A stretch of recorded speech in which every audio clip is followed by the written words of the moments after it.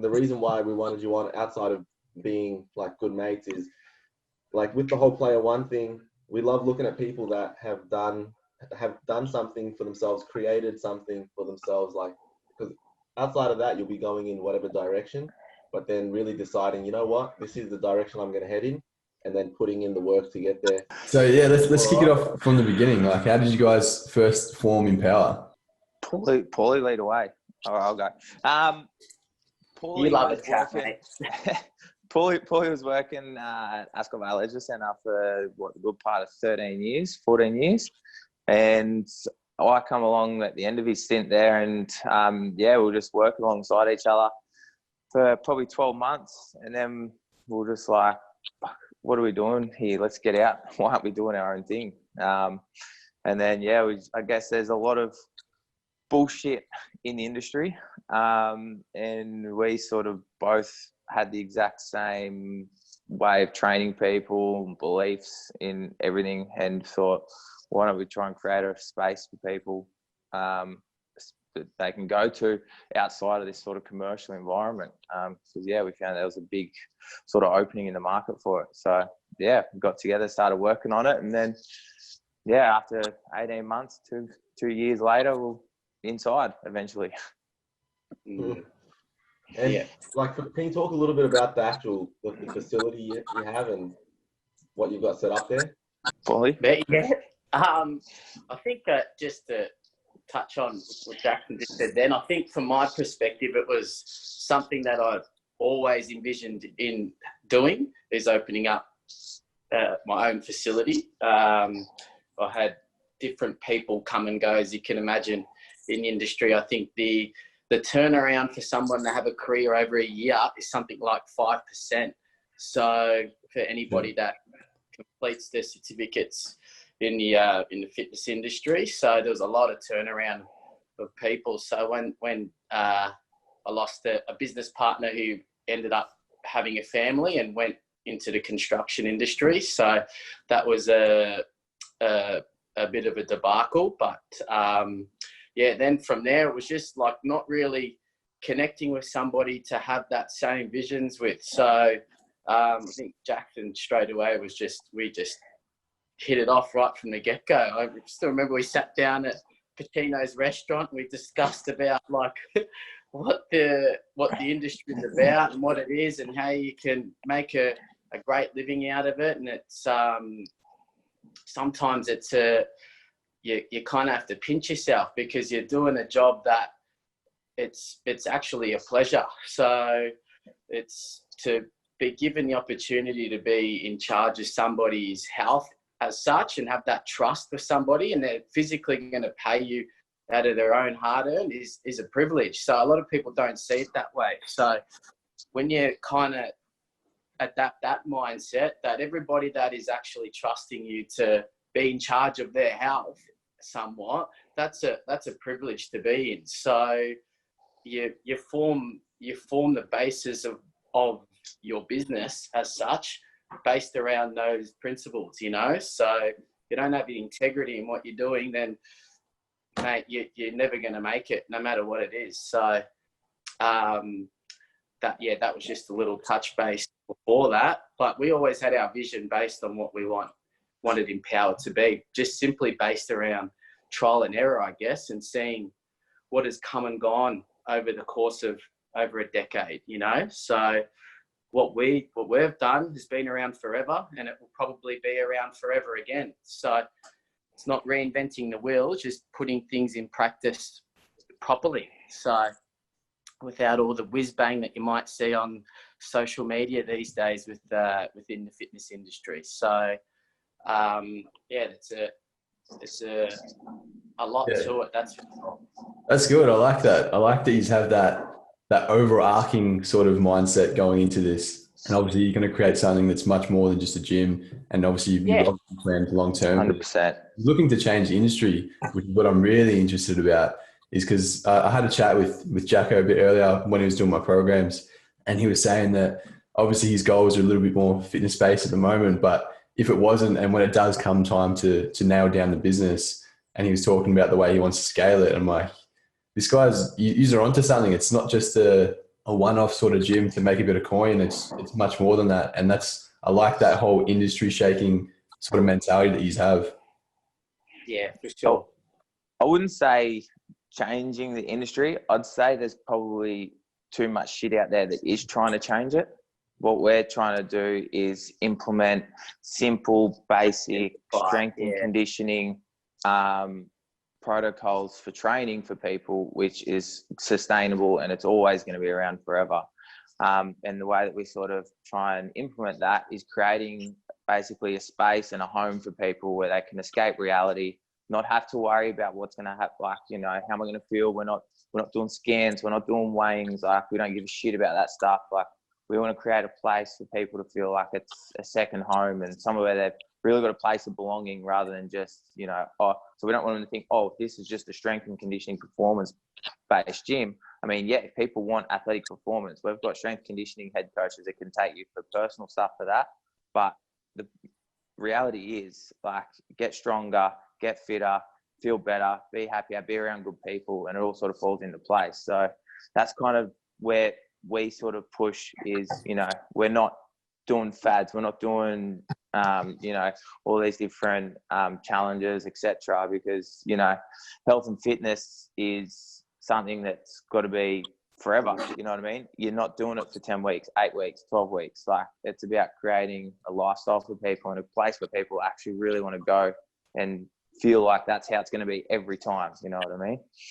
And a good thing is, and it's really obvious, anyone that walks into Empower can tell straight away, the community is a big thing. And the vibe that you've set up there is everything. Like Well, something that's what I was you going don't to find touch that on. in- That's what I was going to touch on, Sam, is that probably no greater time than right now is that unspoken of in a business that isn't based at, yeah, we can offer out incredible things and have a exceptional program, have an exceptional facility, but it's what you create that is unseen that makes a business. So that's all the things that you put in for people, especially us, because we're a people-based industry. If you don't put that work in for people, then it doesn't matter. You can have the best facility in the world, but to put it frankly, if your intentions are off, you're not gonna do too well for yourself. That's for sure. So there's a lot of unspoken of Empower that doesn't get seen, that only gets felt. So 100%. And anyone I've brought in there has said it. Even friends of mine that have been there have said you can tell. Even for the empowering women self-defense classes that we're running, and people that had never even been to Empower before, haven't even engaged in a class, even just going through a program run by Empower, they said you can really tell that there's a sense of community in there. Absolutely. It's massive. It speaks to you boys. Anyone that's been in there will be able to see it. It's just always fun, always good vibes in there, always someone cracking a joke. But at the same time, the level of training is 100% legitimate. Definitely. So that's why it's very hard right now where we're essentially have 200 to 250 people that have that taken away from them right now. That's a very volatile time. So it's not by coincidence that a lot of these people have come back to us and reaching out to us saying how much that space is to them. So that is it right there in essence of how much it is bigger than just the training facility. So it's a very big part of people's fabric. So, and that's something we're super proud of, but you know, and the double-edged sword of that, we've put a lot of work into that too, based around, you know, that authenticity and that unspoken that I was talking about just then. Yes. So with that, with the whole building the community, I know that you guys are on the Funny Business podcast, and you were talking a similar sort of thing, how to build that community. Just to touch on, I don't want you to rehash an entire podcast episode, but what do you think are those key differences that really set you apart with Empower Community? People, as in good people. You get out, what you put out is what you get back. And I think, you know, we've got incredible staff. Like, Sam, you've worked with us since day one. We've got our trainers are incredible. Everyone who works there, is great, down to earth people, and the energy that you put out is the energy that you get back. And we're, like we touched on the other podcast as well, is that, they say you can't pick and choose your members, but I can definitely say that I kind of feel like you can, because for some reason we've just wanted good people, and we've been so fortunate to have such an incredible community. That the support that we get, we can never even explain how lucky we are to have these great people around us. But I guess, luck comes off, like I said, the energy you put out. So I guess maybe we do deserve it, because, we put a lot of work into trying to help all these incredible people. And, to see it always come back to us is something that we're forever grateful for. Comes around. Exactly. Yeah.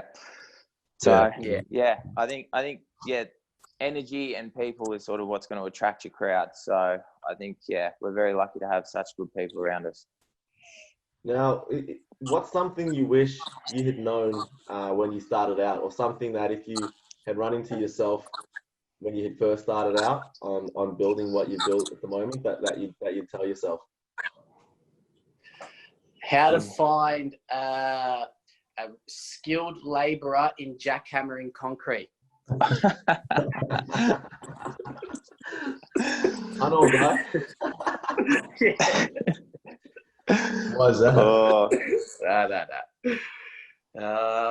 How did you, wait, first of all, how did you even, you knew that, did you know from the start that Sam had no clue what he was doing?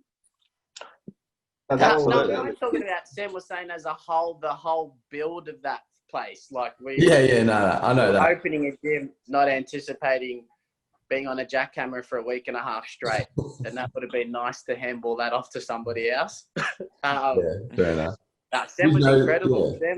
Sam was the best. I remember him and Liam. A funny story. I'm not sure you heard Josh, but obviously the build on that place was great. That's what I reckon was a big fabric of the soul of Empower, because it's literally was built by hand, from the bare bones of the place. So Sam and Liam walked in and they were sanding the female toilet. And probably 2.5 months in, and these two young guys we've never really met just would always rock up on time, which isn't the case anymore with Sam, but anyway, on time, just really chomping at the bit to, what are we going to do today? And we allocate them work to do, and they were sanding the female toilets. But usually you have the mask and goggles, right? And I went upstairs. I come downstairs and I see these two fucking guys covered in dust from head to toe. And I've got no goggles or mask on. I'm like, what the hell are you doing? Don't worry about it. We don't need it. Fuck me. Honestly, one thing I'll say, that situation itself, how I even came to work at Empower itself was one of those situations you look back on full circle, Josh and I like to call. So I could tell instantly from working for you guys there, without knowing even what the place was that was being built, that you guys were great guys. And then as soon as I found out what it was, it was awesome. It was good. It was only good times. And that's a big thing, working there, both of you, and other people that I didn't know at the time were members or clients of yours would come in and help out and build this place. It just adds to that whole vibe about it. It's really solid. Definitely. Definitely. Sure. Now, just to bring it into the whole player one kind of mindset. So if you were to look at yourself as a character in a game, and you were holding the controller, you were player one, and you had to pick some characteristics about yourself as a character that have helped you to come this far, not just in terms of building Empower, but just through life. Because one thing that we know for sure, no one at all escapes any sort of hardship or turmoil, no matter who or what that person is. So what things have helped you come through all of that as a game character? What qualities, if you were to analyze yourself, would you really point out to both of you?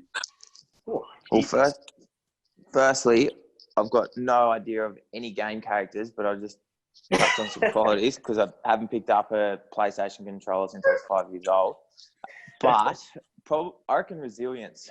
I think opening a business is something that most people are always like, oh yeah, I'm going to do this, going to do that, going to do this, going to do that. I think that's the one quality that really we had to have, and we did have, and we still have, is resilience to just keep going. Like, there's days where I thought this gym was never going to get built. Like, we were never going to get a warehouse. We couldn't find a lease. Like, there's just so many setbacks, just one after the other.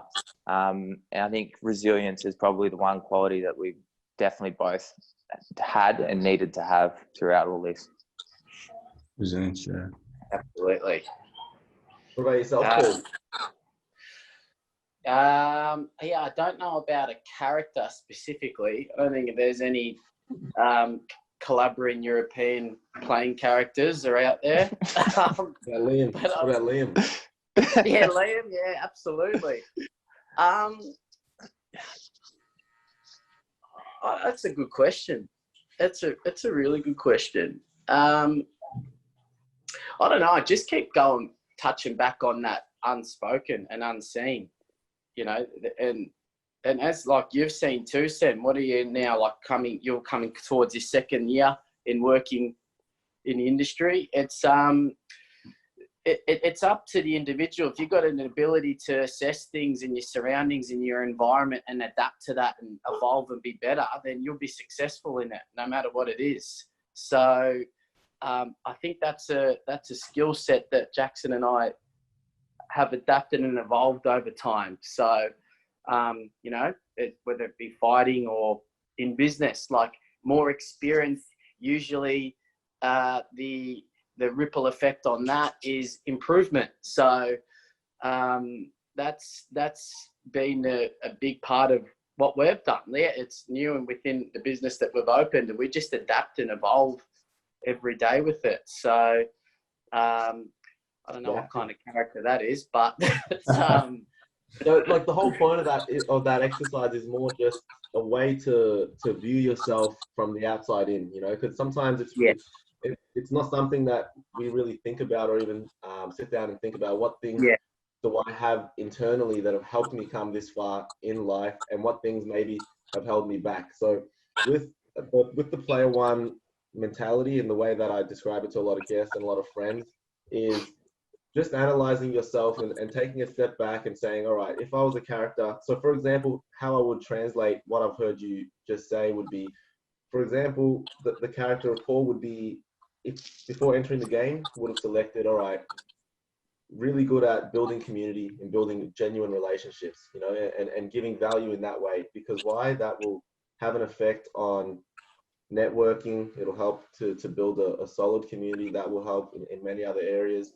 And then for Jackson, the same exact thing. And then like what he mentioned about having resilience, you can also say, look, if I was to step back and say, look, this character's entering this game, what things are going to help him go as far as he can to reach the goal of the game, which is to reach your full potential. One of those things, definitely resilience.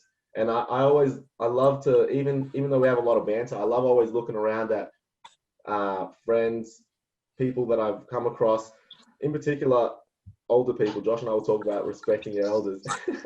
But with you two in particular, I always look and I see and I pick what I like. And I have learned a lot, especially in this year that's just passed, or that we're currently going through. But you two definitely have picked things, and I can see why you've gotten to where you've got to. And with some of those things are things you just mentioned then. That's good. So props to you, props to both of you. Yeah. It's basically just like a framework, you know, like a framework of thinking. It's just an objective self-analysis to write you down on paper, like who you are. And I think that the more you can do it, and this sort of framework, it works for us. Maybe other people have their own terminology for it, but it's just to really step back, look at yourself on paper, and not lie to yourself. Like, this is really who I am. Do I like it or do I not? And if you don't, then there's some changes that need to happen. And obviously you guys are pretty well set on like what strengths you have and what strengths have come into in power, and they've played out really well. Do you think that there are any weaknesses that you haven't sort of picked up on yet? There's always weaknesses. You know, if you can sit there. If anyone thinks they don't have weaknesses, they're really kidding themselves. You know, for me, sometimes my weaknesses can be patience. You know, like sometimes I can be very impatient. You know, yeah, I think there's always going to be. If we sat here and thought deep into it, you can always sort of pick out little things. You know what I mean? But if there's ever a time to try and work on your weaknesses, it's probably now. Everyone's got a lot of time to sit around and have plenty of self-reflection. I mean, even for me, I know for one, I'm probably feeling as good as I've ever felt. And I think that's purely because I've found that one of my weaknesses was putting time into sleeping. And now I'm doing a lot more sleeping, you know, everything else is, I'm a lot more patient. I'm feeling a lot happier every single day. And, you know, it's at a time where I probably should be more stressed than ever before. But, you know, it's not about the money. Obviously, that's probably the only thing, you know, the thing that gets me down at the moment is not being able to help all of our friends. That's the only thing that's concerning me, is seeing all my friends not have access to training and not being able to help them. That's the only thing that's getting me down at the moment. But, you know, work on those weaknesses of just being able to sleep, stay calm, like just got to write it out. I think that's probably, yeah, where I'm at the moment. That's good. I like that. That's smart. What would you say in terms of, I know Jackson, like you recommended books to myself, I've recommended books back to you in podcast. If you could pick only one piece of content that you would recommend to anyone and you know they'd get some value out of it, what would that piece of content be? So this would be to both of you. Right now? Yeah, right now, one piece of content you've come across in your life. It could be a book, a podcast, anything that you found some value in that you really thought, look, this book shifted my perspective and put me on this, or it gave me some tools to deal with certain things. What would that piece of content be if you could only pick one? Look, I haven't read many books in my time because I've never been much of a reader, but this year I've sort of made it a thing where I wanted to read. I'm now 6 books down, which is massive for me considering I never even read one full book in school. But I read Jacko Willick's Extreme Ownership, and it talks about leadership. And probably the biggest thing, I read that while I was traveling in Canada, and I was hooked on it. And the biggest thing I took from that, which I still think about nearly every day, is to take extreme ownership of anything that happens. So say if someone else you think has stuffed up, just literally brushing it off as your own problem. It's not their problem. Or if someone's getting under your skin, just be like, well, hang on. Maybe I'm the one who needs to go out of my way to fix this thing. Like, don't try and palm things off to anyone. Just try and take extreme ownership. Like, even especially with, you know, things going on at the moment. Like, all right, well, you know, can't go to work. There's no point sitting here whinging and carrying on and moaning. Just take ownership, do what you can, and just keep moving forward. Yeah, exactly. That whole victim mentality is never ever useful. Yeah. Like the world doesn't fit if you're the victim or not, you know. That's for sure. What about you, Paul? I think right now, I think I've got a very empathetic perspective on things, because people's mental health is extremely volatile. So whatever it's going to take for people to get by and just get through a single day is a positive for them, because we can all sit down here. Oh, sorry, the dogs are carrying on. We're pretty strong-willed men, you know. Unfortunately, a lot of people aren't the same as us, so they might be finding it a lot more challenging than what we might, because we've had a lot of things that have been taken away from us. So as a lot of other people. So I've got a lot of empathy for a lot of people out there who are doing it pretty tough. So whatever that might be to get them through each day, day by day, is a positive. So, you know, like sometimes you don't really have to reach for the stars all the time. You just have to get through each day.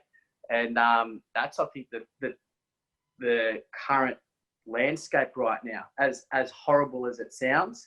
That's the reality. Like, I don't know what the statistics are on suicides and whatnot, but I'm pretty sure it's gotten pretty out of control recently. So yeah, you know, that's a passion from mine that I've always had, is dealing in with people's other emotions rather than myself. So for me, I could harp on about like being active every day, maintaining a routine.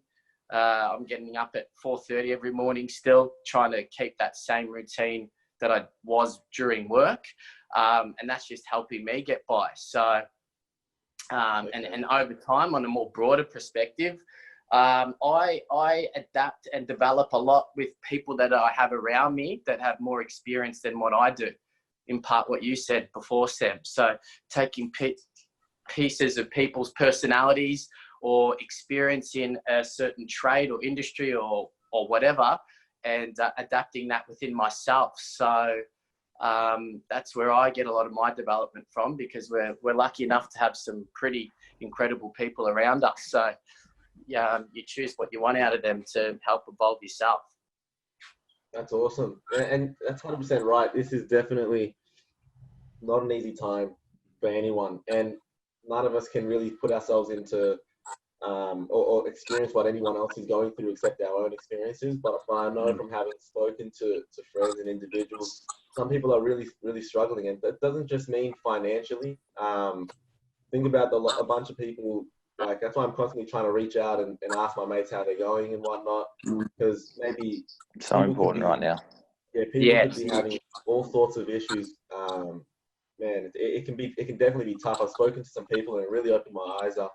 And the statistics, I don't have them either, but from what I've seen floating around, it's completely being blown through the roof. And it's not up there it is out on social media, but it's not on the news. The news just flooded right now with panic and fear and masks and this and that. And I'm not against anything. I'm just saying that some of the bigger issues are where people's mental health is at right now. It's not 100%.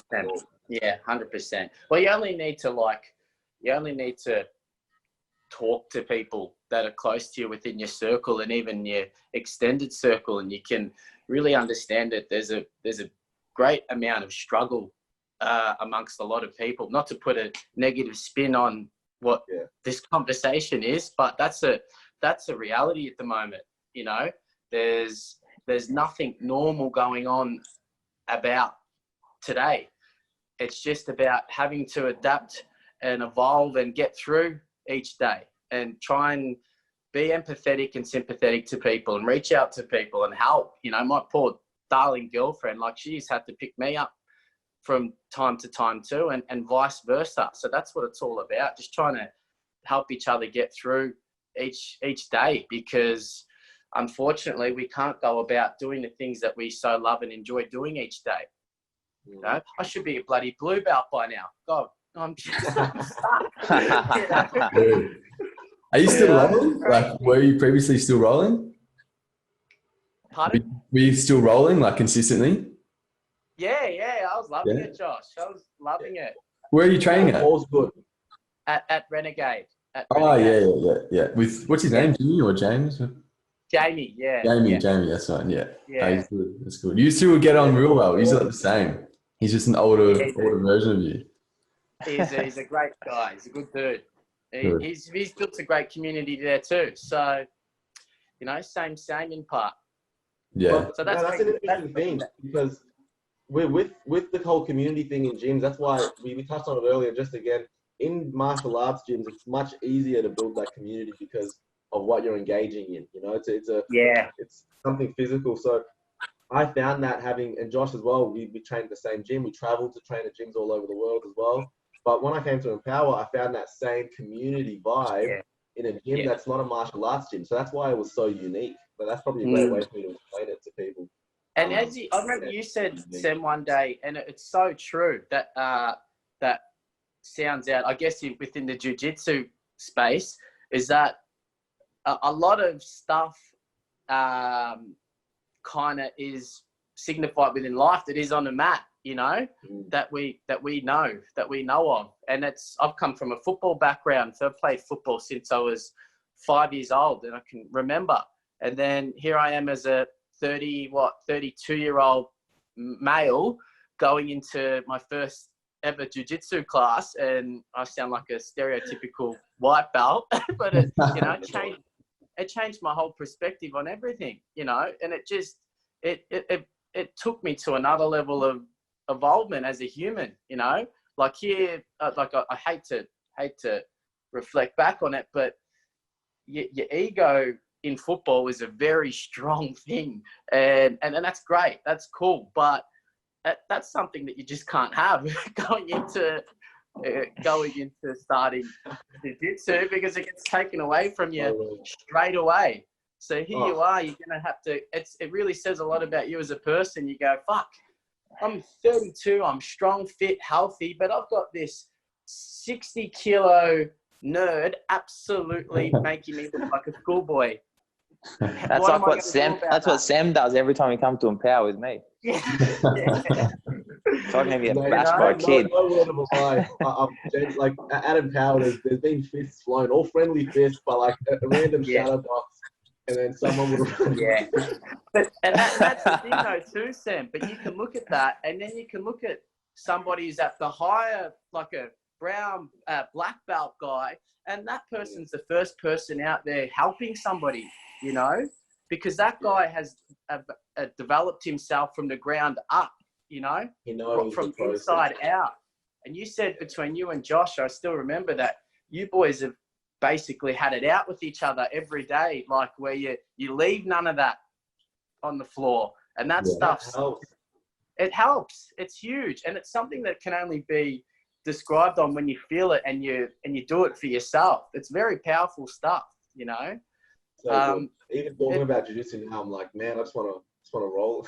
Oh, big time, same. Bloody, I miss it, and I don't know, we've touched on it too, Sam. Like I had a pretty bad time where I had to deal with my own mental health issues about 1.5 years ago. So, and jiu-jitsu was such a strong part for that for me, to help me rebound back and, you know, build myself back up again. So I'm, you know, forever grateful for not only discovering that sport, but for a lot of people that were involved in it, you know.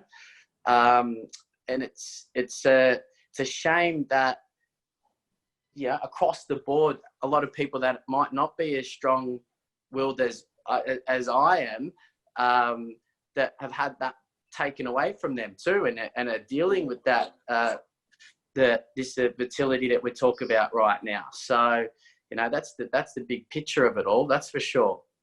Yeah, that's awesome. Like just on that, because I know that like this is a big topic for a lot of people, you know, and not to harp on, but at the same time, I feel that each 4 of us deal with these things pretty well, and we sort of pick ourselves up and keep moving forward. But for a lot of our listeners that are listening in, what do you think is a better way of reaching out to someone? Because I know that people like to put up the "Are you okay?" links. Here's the suicide line. Let's be honest, no one's fucking calling, you know? Yeah. So how do you reach out to a mate that usually doesn't really want to talk about this stuff?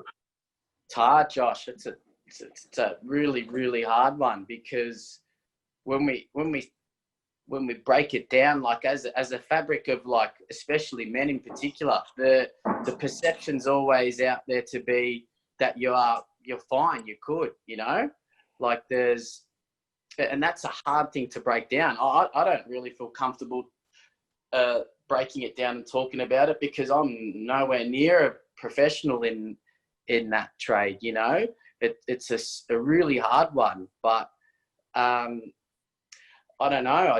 I think conversation is something that's so powerful. That's what's helped me a lot. It's like just being genuine and authentic in how you feel. I know Jackson and I became closer than ever during that time for me, because, you know, essentially see me at the lowest point of my life mentally. Like, I haven't ever been there before, and I've actually never spoken about openly in a platform like this. But, you know, I was in a pretty dark place for a little bit, but fortunately I had incredible people around me, and I was able to get back up from it. and just move forward.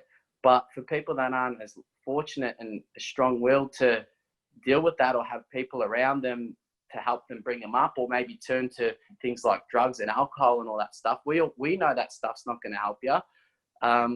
It's challenging because it's such a sensitive topic. That's why it's a big part of what we've got Empower for, because we know how positive it is. You know, you can't help but walk into that place and not smile and feel great and want to be better for yourself and everyone else around you. So we're very lucky to have that. Some people aren't, though. So it's it's a testing one, that's for sure.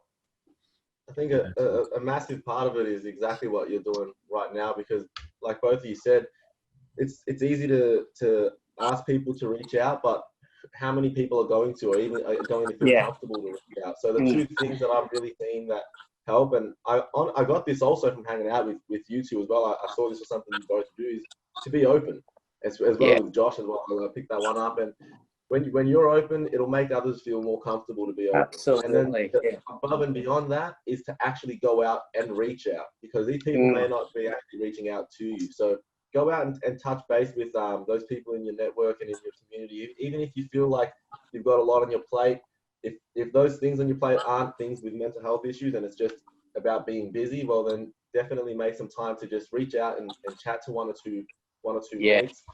Ask how they're going. Let them know that. Make it comfortable for them. Tell them how you're going, how you're feeling. Absolutely. That definitely make it easier. Definitely. Yeah, definitely. Sorry to keep putting that spin on things at the minute now. No, this is good. This is a big part of it, I feel. I think it's probably the most important thing. It's probably the most important thing that needs to be spoken about at the moment. Yeah, and I know, like all four of us, like, aspirations are a very important thing in our lives, and progression, like, it's huge. But when you look at the stark reality of the situation right now, those things aren't possible. They're really not, because if you want to be a law-abiding citizen, your objective is to stay home and take away all the things that are around you that you're used to. Like, and that's going to have an impact on people. That's going to have a huge impact on people. So that's the real challenging part of it all. Like, we can do the things that we know that are going to help us. Like, we can stay active and read books and develop still, but on the bigger picture of it all, the big picture with everyone else, that's not achievable for many, because they've got a lot more significant challenges that are in front of them, whether it be financially, they're stuck in a house with somebody they might not get along with. There's so many things. Their outlets have been taken away from them. You know, it's a challenge, and I sincerely hope that we can all get to the other end of this and do the things that we love most again, and that is helping people.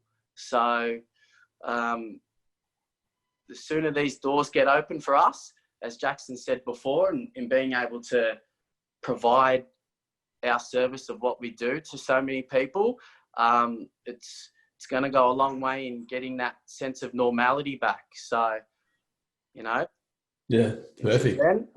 I reckon that's a good way to finish up. I reckon that's exactly what we need, just to band together, get through this, and it's going to be light at the end of the tunnel, and we'll get back to normal as soon as we can. So it's a pleasure having you guys on. Thank you very much, boys. It's always a pleasure. Any of you boys playing Call of Duty at the moment? Yeah, actually I am. It is a Player One podcast, because hey, that's it.